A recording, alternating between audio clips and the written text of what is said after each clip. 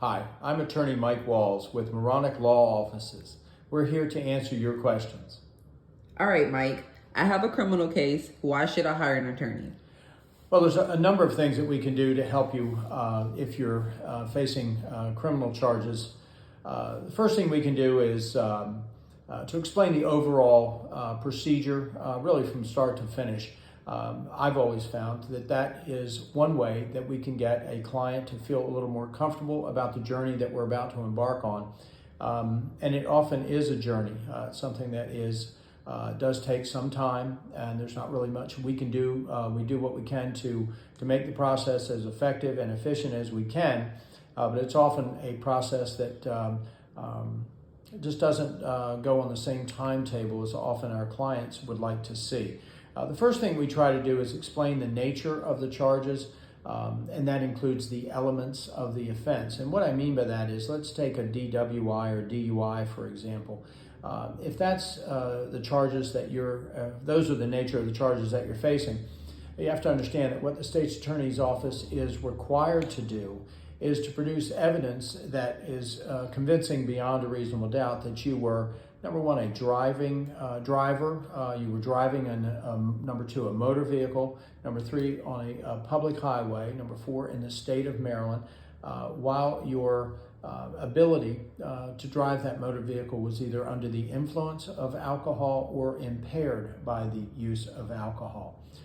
Those are the elements of the offense, and we want to make sure that you understand what it is you're facing. Now, in any criminal case, there are really two major categories of consequences. One are the sort of statutory penalties, I guess you'd call it. And what I mean by that is that often, very, very specifically, what you're charged with carries with it by law a certain maximum amount of jail time or incarceration, and also includes potential maximum fine. For instance, going back to the DUI example, it's a year in jail and a $1,000 fine. Those are the statutory penalties which you must be aware of. There are also some collateral consequences, and often this comes with experience to be able to explain to you some of these collateral consequences that occur as a result of a conviction on some criminal cases.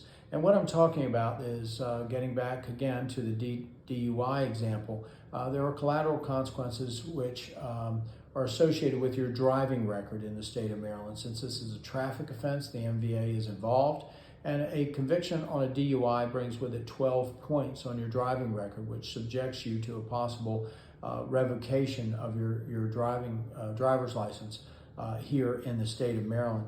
Also, there are, for instance, immigration consequences to a sentence and judgment of a court in a criminal case. And those are things that you must factor in how you're handling this case and how we are handling this case. And we'll explain all of those things to you. I think it's important to know that our very next step, once we're retained to handle this matter that you're facing, we immediately demand that the state's attorney's office present to us any evidence they intend to use against you at trial. That's part of what we call the discovery process. We discover the evidence against you. The state is under an obligation upon demand to give us all of that. We will assess the quality of that evidence and work with you to determine whether or not it's in your best interest to either take advantage of a plea offer in the case or go to trial.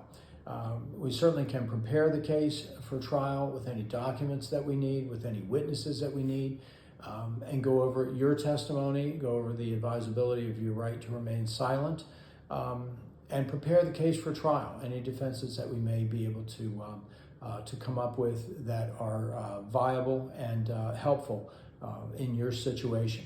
The other thing is that we certainly can do what we can to negotiate the best possible plea agreement in the case, if that's in your best interest, and then certainly help and present any defenses that we have at trial, at a plea hearing. We can advise you of your rights that you're giving up by pleading guilty and walk you through that process. And then after a conviction at trial, if that's the decision the judge or the jury makes, or after a plea agreement in the case, we certainly can be very helpful to you in presenting evidence to the judge to mitigate any sentence that may be imposed. And that is another way of saying that we would do what we can to get you the best possible sentence or penalty as we possibly can. After sentencing in any criminal case, there are several very important constitutional post-trial rights, and those include the right to a new trial, the right to file an appeal, and also the right to file a request for a reconsideration of sentence. We will certainly go over all of those post-trial rights and assist you in anything that you're in need of during any probationary period or anything that may occur after, any questions that may come up after the trial in the case and the sentence in the case. We're always going to be here for you.